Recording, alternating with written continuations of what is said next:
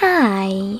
In front of me is tablet DELL RUGGED 7220 Extreme, and today I would like to show you how you can manage apps permissions. Begin by opening Devices Settings.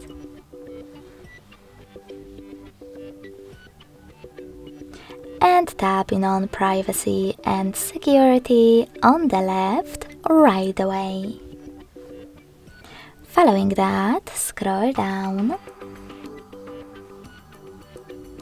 and tap on one of your device's features located under App Permissions to manage it.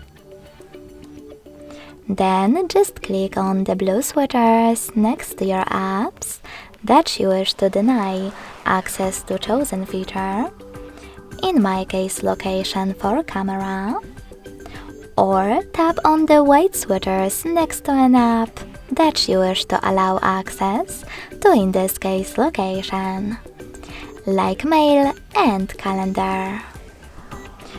Thanks so much for watching. If you enjoyed this video, don't forget to leave a like, comment and subscribe. Bye!